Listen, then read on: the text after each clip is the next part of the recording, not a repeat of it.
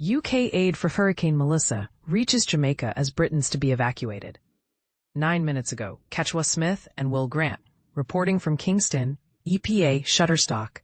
A flight carrying British aid arrived in Jamaica early on Saturday to help with recovery efforts after Hurricane Melissa. As the UK plans its first chartered flight to bring British nationals home later on Saturday, the aid flight brought more than 3,000 emergency shelter kits as part of a £7.5 million regional emergency package. Part of the funding will be used to match public donations up to £1 million to the International Red Cross and Red Crescent, with King Charles and Queen Camilla among those who have donated. Despite aid arriving in Jamaica in recent days, fallen trees and landslides have complicated distribution after Hurricane Melissa devastated parts of the island, killing at least 19 people. The hurricane made landfall in Jamaica on Tuesday as a Category 5 storm and was one of the most powerful hurricanes ever measured in the Caribbean. Melissa swept across the region over a number of days and left behind a trail of destruction and dozens of people dead. In Haiti, at least 30 people were killed, while Cuba also saw flooding and landslides. Jamaica's Information Minister, Dana Morris-Dixon, said on Friday, "There are entire communities that seem to be marooned and areas that seem to be flattened."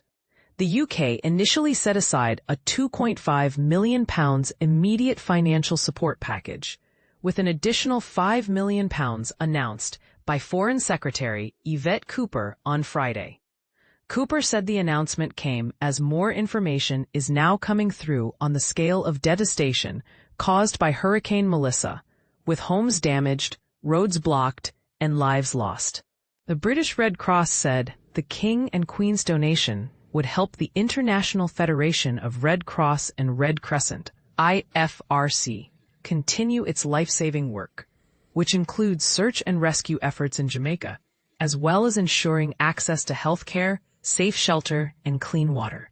The Red Cross said, as of Saturday morning, that 72% of people across Jamaica still do not have electricity, and around 6,000 are in emergency shelters. Until the Jamaican government can get the broken electricity grid back up and running, any generators aid agencies can distribute will be vital. So too will tarpaulins, given the extent of the housing crisis.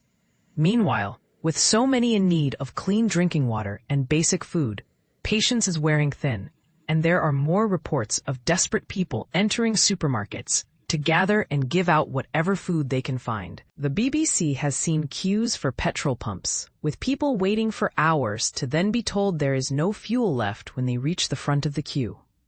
Some people are seeking fuel for generators, others for a car to reach an area in which they can contact people, with the power down across most of the island. The country's health minister, Dr. Christopher Tufton, on Saturday described significant damage across a number of hospitals, with the Black River Hospital in St. John, Elizabeth being the most severely affected. That facility will have to be, for now, totally relocated in terms of services, he said. The immediate challenge of the impacted hospitals is to preserve accident and emergency services. Dr. Tufton added, "What we're seeing is that a lot of people are coming in now to these facilities with trauma-related injuries, from falls from the roof to ladders to nails penetrating their feet." The minister said arrangements had been made for the ongoing supply of fuel to the facilities, as well as a daily supply of water. Although aid is entering the country, landslides, downed power lines, and fallen trees have made certain roads impassable. However, some of the worst affected areas of Jamaica should finally receive some relief in the coming hours. At least one aid organization, Global Empowerment Mission, rolled out this morning from Kingston with a 7-truck convoy to Black River, the badly damaged town of western Jamaica, carrying packs of humanitarian assistance put together by volunteers from the Jamaican diaspora community in Florida. Help is also coming in from other aid groups and foreign governments via helicopter. It remains only a small part of what the affected communities need, but authorities insist more is coming soon. Around 8,000 British nationals were thought to have been on the island when the hurricane hit. The UK's first chartered flight to bring British citizens home is set to leave Kingston's Norman Manley International Airport late on Saturday. The UK Foreign Office has asked travellers to register their presence on the island. The department also advises travellers to contact their airline to check whether commercial options are available.